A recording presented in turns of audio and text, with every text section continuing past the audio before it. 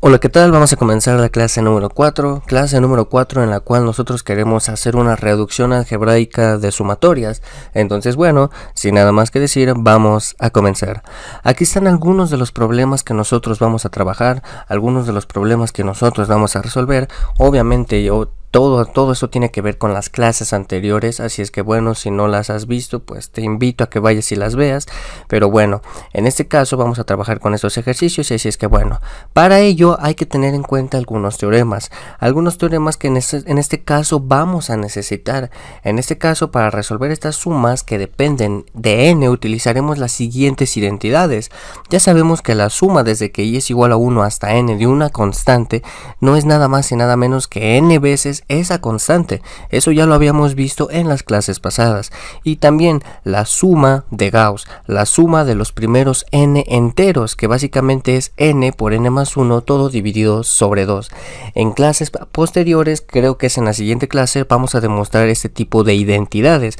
También vamos a demostrar la identidad de i al cuadrado y la identidad de i al cubo. Así es que bueno, sin nada más que decir, vamos a comenzar. Obviamente tienen que tener en cuenta que cuando veamos esta suma, ya sea la de i al cuadrado o la de i al cubo, van a ir, obviamente tenemos que sustituir estas expresiones que estamos viendo en este momento.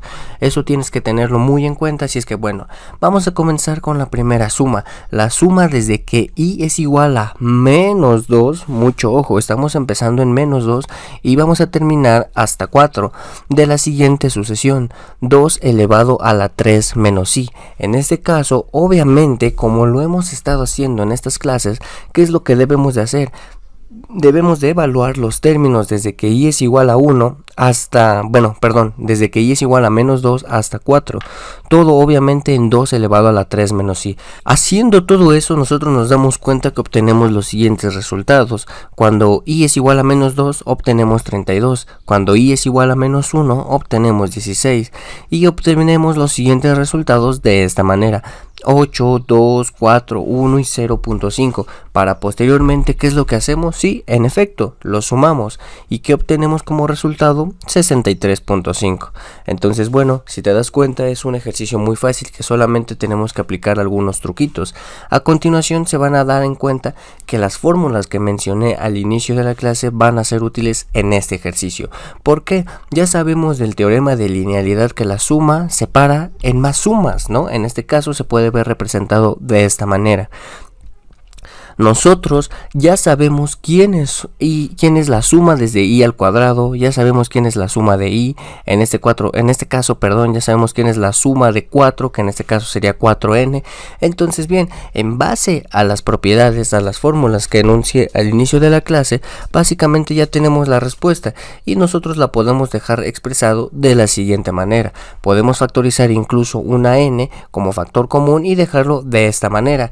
De esta manera, al operar las fracciones, obtenemos la expresión cerrada que permite calcular la suma para cualquier n instantáneamente. Entonces bien, aquí no hay nada más que hacer, simplemente hicimos uso de las sumas y pues bueno, ya vamos a pasar con el siguiente problema.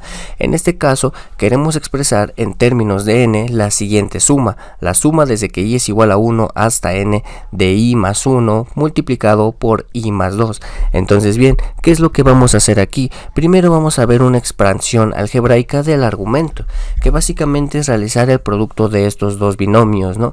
Y obviamente nosotros esto ya lo sabemos calcular desde la preparatoria. Esto nos va a dar como resultado i al cuadrado más 3i más 2, de tal manera que obviamente vamos a calcular la suma de esta expresión que nosotros obtuvimos. Ya sabemos que la suma separa sumas, va por la propiedad de linealidad y vamos a obtener el siguiente resultado, ¿no?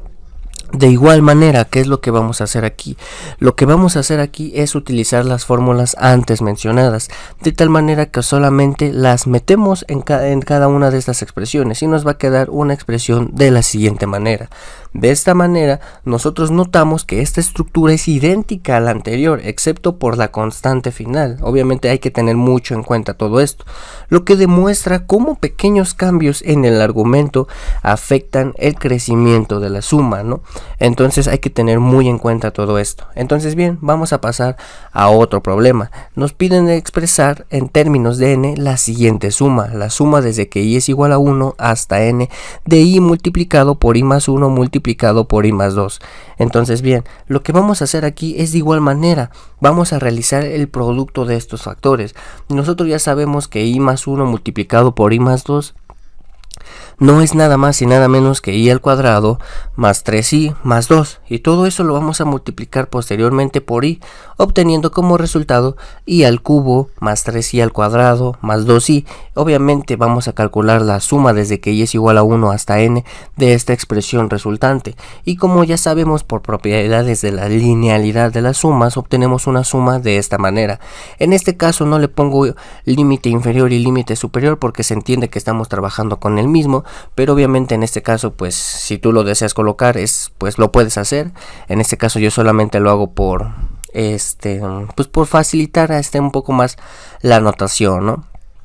Entonces bien, ya sabemos quién es la suma de i al cubo, que es esta expresión, ya sabemos quién es la suma de i al cuadrado, que es toda esta expresión que está multiplicado por 3, y ya sabemos quién es la suma de i, que es esta expresión, que es la suma gaussiana multiplicado por el 2. Entonces bien, aquí nosotros podemos hacer una simplificación un poco notable, obviamente en este caso lo podemos ver representado de esta manera, y pues bueno, básicamente este es el resultado final de esa suma representado en términos de n.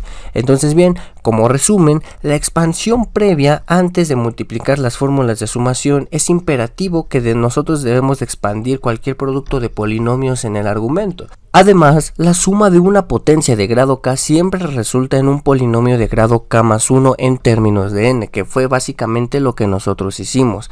Entonces bien, como motivación, dominar el álgebra de sumatorias es el requisito indispensable para entender la transición del mundo discreto al mundo continuo. Entonces bueno, hasta aquí la clase del día de hoy, que fue la clase número 4, así es que bueno, nos vemos en la siguiente clase.